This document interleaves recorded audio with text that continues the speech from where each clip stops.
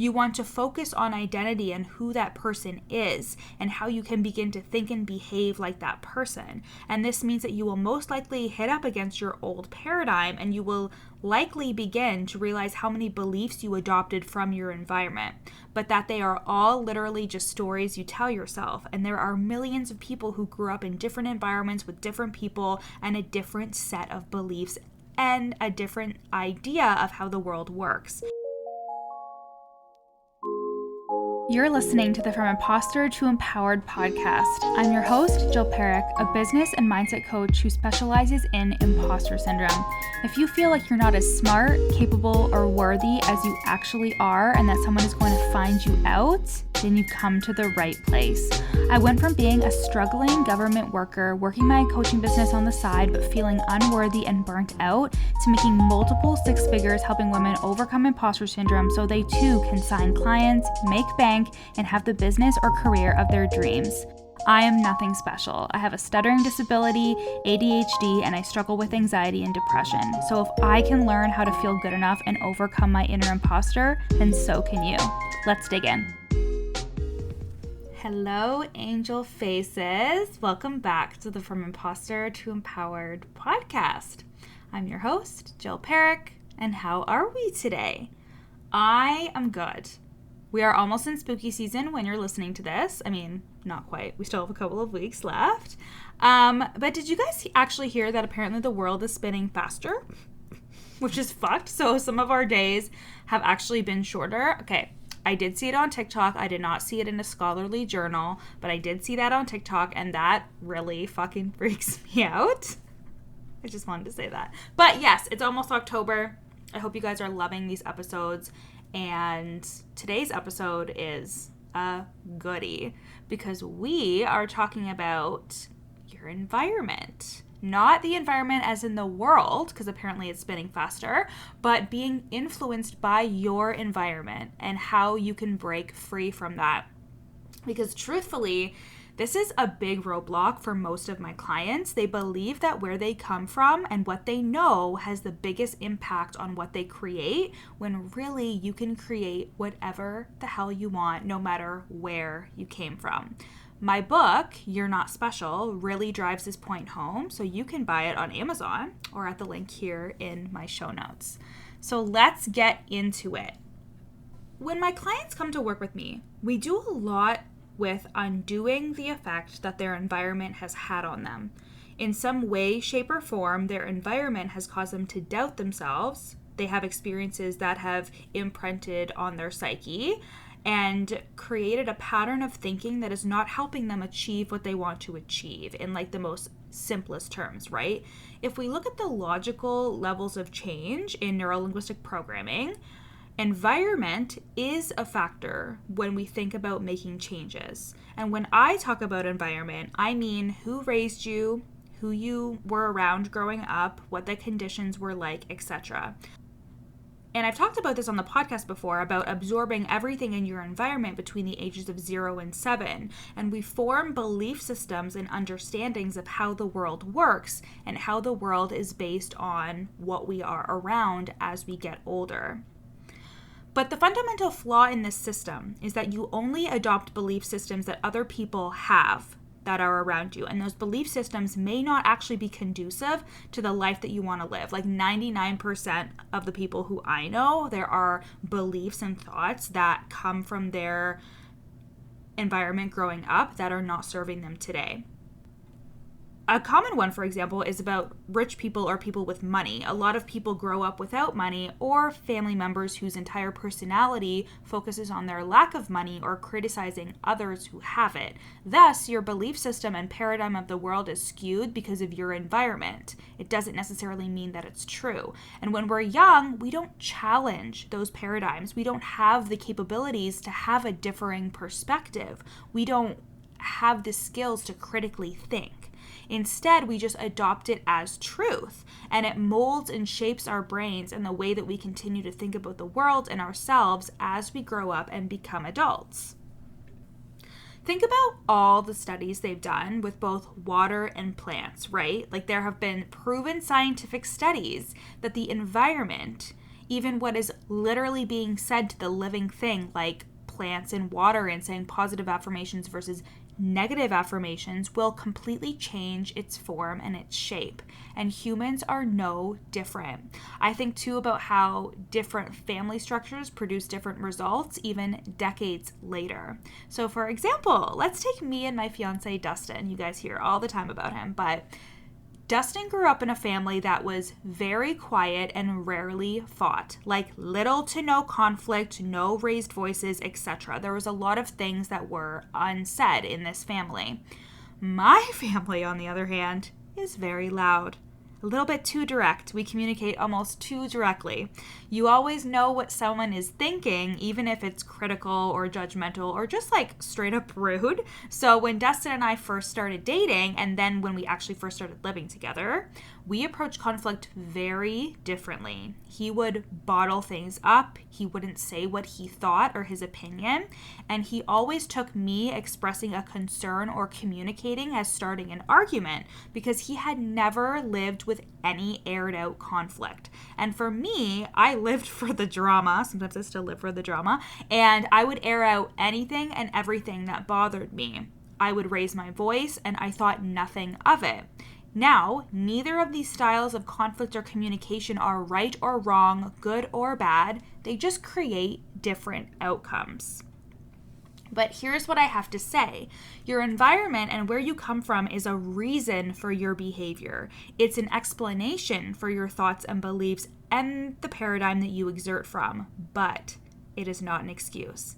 It can explain why you are the way that you are, but if you want to make changes, if you want to create a life that may seem contrary to the paradigm you were raised in, it is possible to change. Like, I think about how with me, if I just took it on that this is how I communicate and there's nothing wrong with it and this is the only way and this is how I'm going to, it would cause a lot of more conflict in our relationship, right?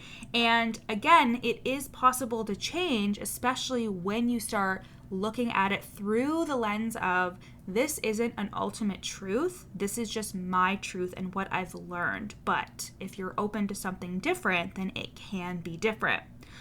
One way that you can begin to break free from your environment is recognizing where you might be adopting your parents' or your family members' experiences or ways of thinking as your own.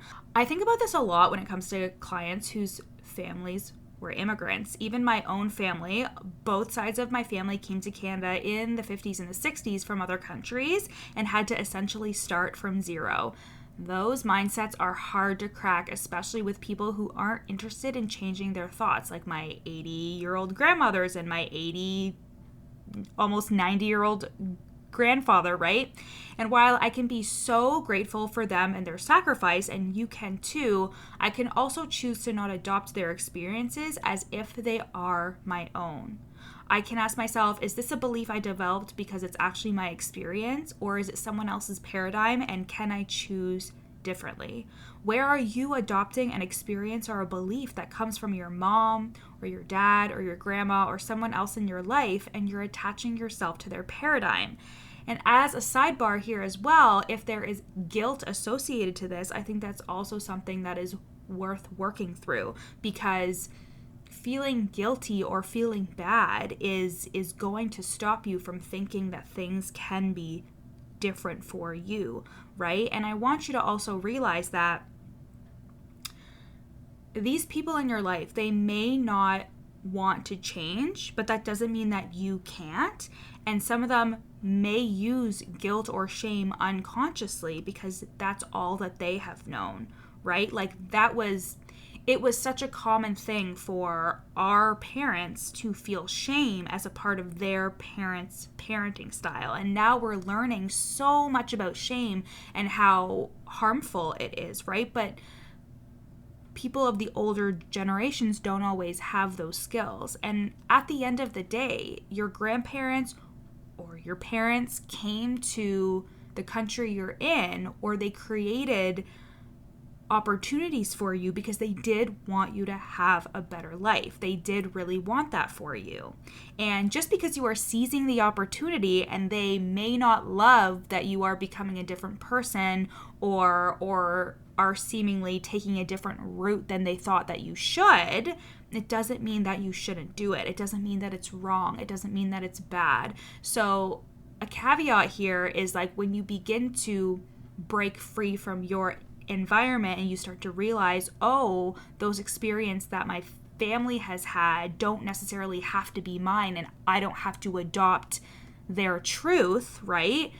I want you to also assess for guilt or shame for being different, for stepping outside of the status quo, and for realizing that you are allowed to do that. That is the whole reason why they wanted you to live your life and have opportunities. And they can think that but still be off-put by your behavior, or they can think that and still be like, oh, I didn't expect you to take a completely different route than I thought of for you, right? But it's about liberation and it's about freedom. And they may not, like it happens all the time with people who you're close to, they might not always recognize who you are and they have an identity of you that is hard for them to see you outside of. And just because somebody is trying to stuff you into the box that they have created for you, it doesn't mean you have to live inside of that box. Breaking free from your environment doesn't have to mean that you cut off your entire family, though, cut off your friends. I actually have all the same friends as I did in high school. I'm very close with my family. My fiance is someone I've dated since I was 15. So how did I make really big changes to my life even while being in the same fucking town I grew up in as well, right? Like we literally live like around the corner from our high school, right? So I walk past our high school every single day. How am I a completely different person now? And how do I have the brain that I have now, the mindset that I have now, while still being surrounded by so many things that I've always been surrounded by? Again, if we look at the logical levels of change, changing on an identity level is the most crucial step of all. And that is, of course, all the work that we do in coaching, right? Because you can't change other people, but you can change yourself. And your identity and what you believe to be true about yourself is what creates the behavioral change, right? Like you can't just start changing the behavior until you believe that you are the person who does that behavior unconsciously, right? And that's why we do all the subconscious work, because you're not just changing the actions, you are changing who you are inside that does that action with belief. So on an identity level, when you realize you can decide who you are and what you believe, this is the beginning of breaking out of the paradigm you were born into. When you think about achieving the things you want to achieve, like let's say you want to write a book, you can start asking yourself questions like, what do I have to believe in order to write a book? What traits or characteristics does someone has that is an author?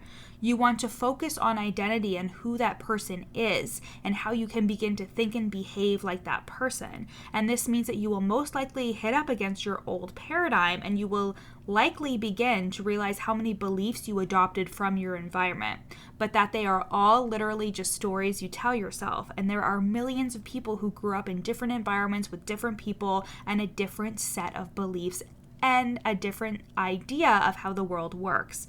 You are not where you come from. You are not what your family believes, and you can truly choose differently for yourself.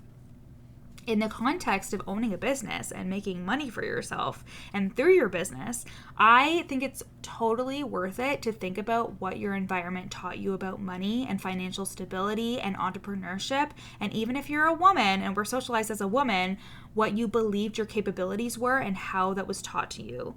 My granddad and my dad are both entrepreneurs, and I saw a lot of struggle there. So it was a process of deconditioning the productivity wound, overworking, and deconditioning what I knew to be true about entrepreneurship. You are not your environment. You just come from your environment. Okay? I'm going to say that again. You are not your environment. You just come from your environment. If you're feeling shackled to the stories and beliefs of your family of origin or to their paradigm, and it's holding you back from thinking you can achieve the goals in your life and in your business, I want you to know that you can break out of it. You can separate yourself from the environment. You can choose differently for yourself, whatever that looks like to you. In one-to-one coaching, I use coaching, NLP, and breathwork to help my clients decondition themselves from shame, from shoulds, from the environment and paradigms that they've always known, so they can step into their highest potential and grow their businesses, make more money, and have the life that they truly want. My one-to-one coaching is a 90-day program. 4,000 pay in full payment plans are available, and we meet weekly on Zoom, and you get WhatsApp access to me for coaching in between our sessions. And you can apply now at the link in my show notes. I love you guys so much. See you next week. Thanks for listening to the From Imposter to Empowered podcast. Head to the show notes to find out how you can take this work deeper with me in one-to-one coaching or in the From Imposter to Empowered group program. In the show notes, you'll also find a free 3-day challenge to start the process of overcoming your inner imposter. And once you're done with all of that, screenshot this episode and share it on Instagram, tagging me at your coach Jill so we can connect. See you next time.